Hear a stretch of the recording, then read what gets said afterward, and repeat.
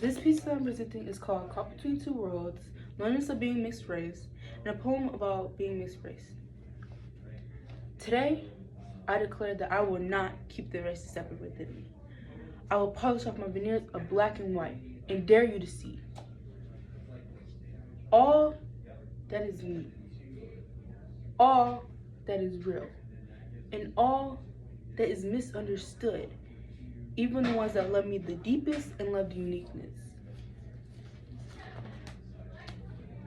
Right now, and this may change, I identify as a mixed race black person, but initially identified as a biracial.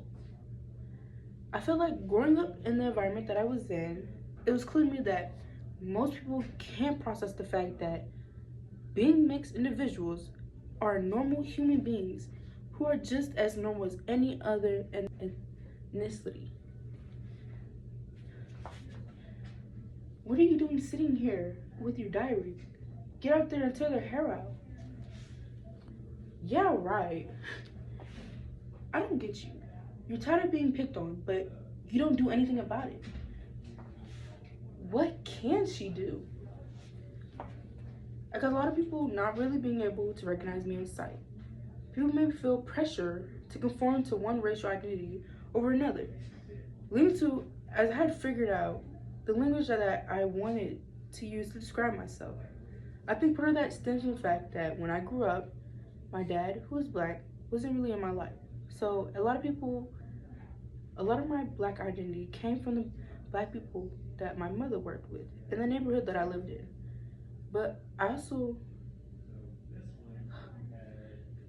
my family was so white and frankly, for as much as I love my mother, racist. My grandfather, who would avoid my mother for 9 months of her pregnancy, could not bear reality. Can you handle it? You watch my wild curls spring from my head, every frizz uncovered, every strand untamed, every piece unstraightened. You'll watch me jump, bend, sway, and lift, my fist up to fierce soul and hip-hop, deep defiant rock, and the sounds of steady African drums and off-cue Irish bagpipes. You watch me over my lifetime, love black men, white men, and women of every hue, because I won't fight their beauty or humaneness. I still remember realizing my race when I was late elementary school age, and I had gotten in trouble at my grandmother's house. And I remember putting like baby powder or something on my skin, trying to convince myself for whatever reason that I would not be as in trouble if I looked more like my mom. What are you laughing at? There were 5 girls yelling at this window. Do you really think she can stop this? So she just sits here writing in her diary for the rest of her life? Leave her alone. If it wasn't for her, we wouldn't even exist. There's nothing wrong with being black. Like there's something wrong with being white. You heard them. If we look more like mom instead of like you, we'd be fine. You mean instead of like dad? Sometimes I think mom's ashamed of me because I look like dad. Can you handle it?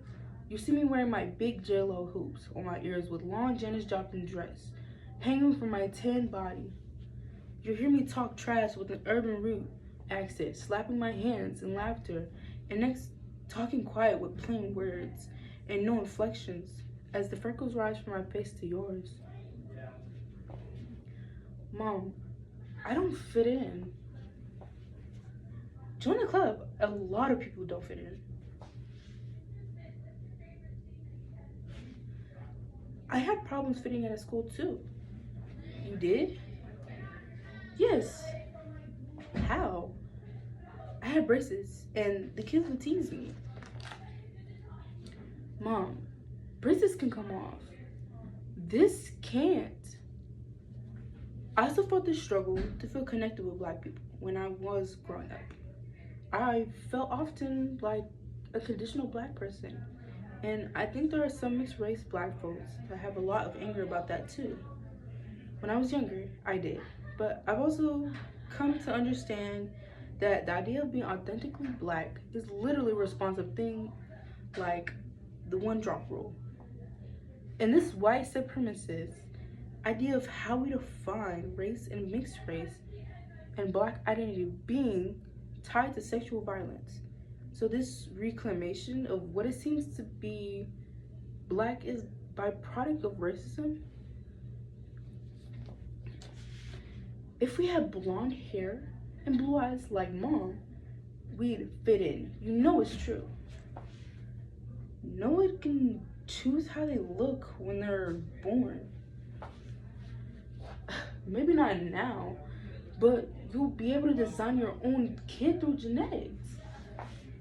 Great. Now we all look like Barbie and Ken. Is there something wrong with being blonde and white? Of course not. It's not just white kids that give us grief.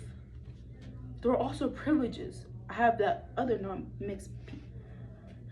There are privileges I have that other non-mixed black people don't. I'm lighter skinned. I might not be white passing, but I can pass as something else. Because for some people, I'm racially ambiguous. What has happened is I have found myself in situations with white people who feel very comfortable saying things that are not okay. It's sort of, you're not like other girls. Like my grandfather wouldn't even be in the same room with my mom. But then once I came into this world and realized, oh, she's a baby and race has nothing to do with this. It wasn't. We see black people as human beings and we respect them. It became, you're a black child and you're the exception to the rule.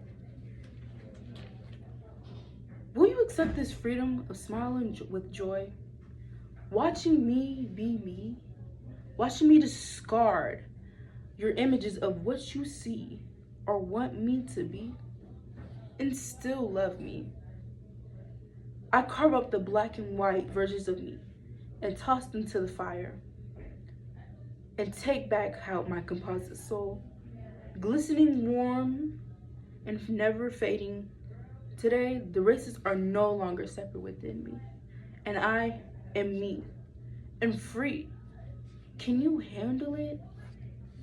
It's weird being in places with people who try to make you the exceptions to the rule, and it makes me want to double down. Because I'm not the exception, I think that has really made me embrace the idea that I am black. I am mixed, but I am black.